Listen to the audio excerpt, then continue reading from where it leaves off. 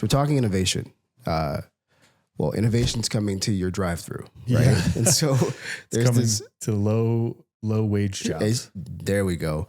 And that's the bigger point. Let's pull up that clip of this drive-through at Wendy's. You guys can hear this if you're not watching. Here, real quick. I think we got to pick up our energy a little bit. Yeah. I feel flat. Okay. Welcome to Wendy's. What would you like?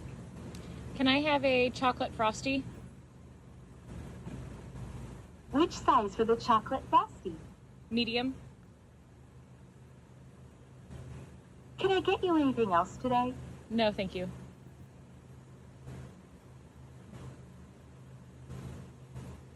Great. Please pull up to the next So window. annoying. Okay. So fresh AI is what it said. There was power in that. Crazy. Yes. But I mean, functional. Right? Functional, totally functional. It's interesting. It just is so interesting to me that we've reached this point where it was inevitable, but I just think so many people are just unprepared for this. Like, yeah, they just didn't see it coming. You know, I've worked at fast food restaurants, as many of us have, and there's many people there that just they've settled into like, this is going to be the thing that I do, and no, it ain't. No, it's not. Yeah, it's gonna force the lower part of the market to skill up, right, or get skilled out. So it's kind of scary too, right? Just because how many of those jobs are important to lower income families? I mean, I think we talked about 99-cent store a couple of weeks ago, right? Correct. And so the average wage was like $21 or $27 an hour, primarily in California. But if you worked there full time, you were only making like $31,000 a year. Right. That's tough. But as an employer, your employment costs are going up, right? So obviously you have the wage costs, but then you have to pay FICA tax. You have to, contribute to Social Security, unemployment, those kinds of things, and maybe even 401k in some cases, they're forcing that. And it's an inevitable outcome of that. Not to say that it's right.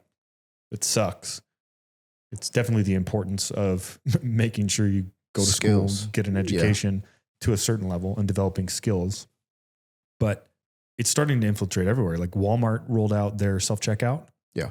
It's a membership base. You pay $97 a month to check yourself out, which is crazy to me. Okay, so that's a real thing. I heard about this. Yeah. I didn't know. I heard it wasn't a real thing. Then I heard it was a real thing. Yeah, they're testing it. With the objective of, why would I pay somebody to just stand there and check stuff out when people can easily do it that themselves, right? And they have an app and everything kind of attached to the whole ecosystem to make that process as seamless as possible. But it's an interesting concept to say that as the consumer, I'm now going to pay to check myself out. Right.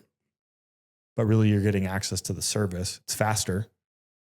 I personally like to go through self-checkout unless I have like a huge pile of things. Well, I'm imagining too, it'll probably be, if it is what it says it is, it's probably going to be a pretty enhanced checkout in the sense that you might be able to just grab something and go. Yeah, we've already seen that in Amazon. Yeah, Amazon right. test stores where you just put it in the basket and you walk through and it checks everything out. So I could definitely see Walmart going that way. They have the money to do it, the innovation to do it. I mean, they're stealing any stuff anyway, so you might as well just grab and go. But so that's we're talking about something like an hourly wage job that is a very low skill level. But what about, I'm seeing it happen like in sales. So if you haven't seen the product Air.ai, they've figured out how to create conversational AI. You can train a sales agent to literally make thousands of phone calls on your behalf, start conversations, strike up text messages, and ultimately book calls for you, which, in the world of sales and marketing for technology, what we call a sales development rep, that type of person, they'd be getting a light salary plus kind of spiff bonus commission structure for getting calls booked. Imagine just getting rid of that. Yeah, 100%. Do you, maybe Cole can find a demo video or something. Sorry, we're having a little trouble. Okay. So shout out to Brian, our friend Brian here. He put me onto it this a couple months ago. But I've been getting ads from this kid for a couple of years. So this young guy that started this company, he was like originally a ClickFunnels marketer and like 12 years old, he built like $1 million funnel.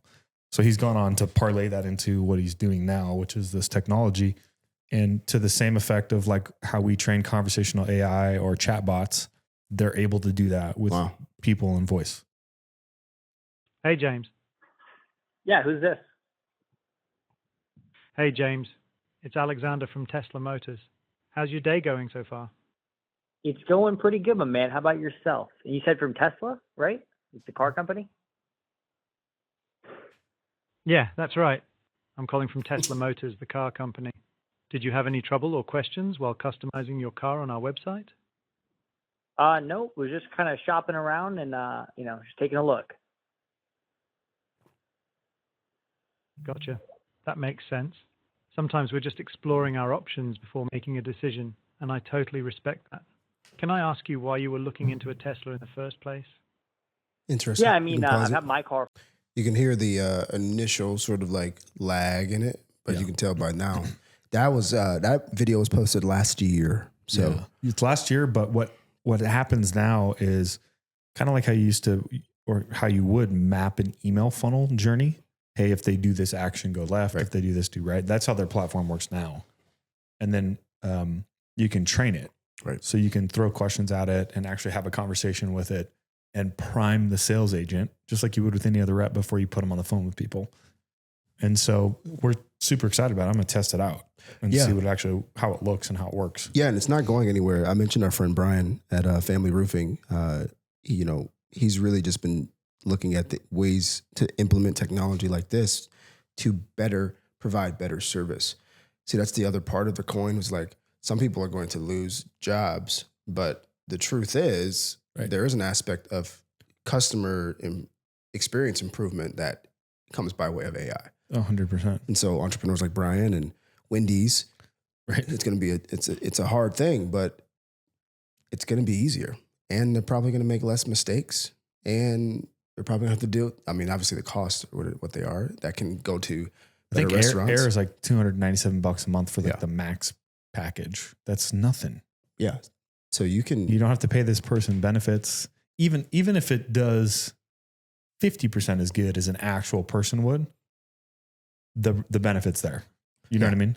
Yeah. My capitalistic brain says, who's going to come up with a business model that's not education, that's not going back to school, that's going to equip these very vulnerable, low-level skilled people for roles in this AI economy? I think AI would be the one to train them on how to do that. You know what I'm saying?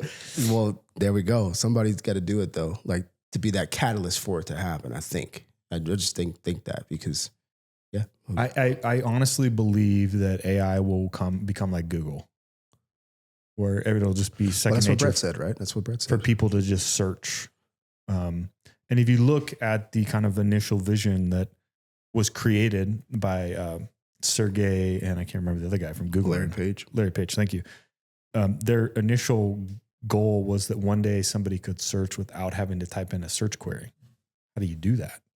Right? If AI knows what you're thinking, or has what your tendencies tend to be, it can start to make some suggestions without you even having to engage it.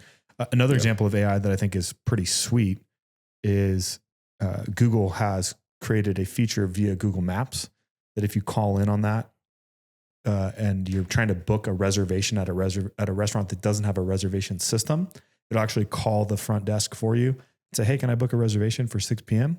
Sure. How many people? 2, right? And takes all that information, books it, and then reports it back to you. Yeah, that's gnarly, dude. The bad side of that is I've gotten calls from kind of like hacker scammers where they're using AI now to cover their voice to make it sound more American instead of sounding like an Indian guy. And the only way you can catch it is they say certain words funny, right? So there's pros and cons. I think that's another learning curve we're going to have to get through, which is operating in this new world with AI and trying to understand what's real, what's fake. How do you perceive that? Dude, because it's getting really good now.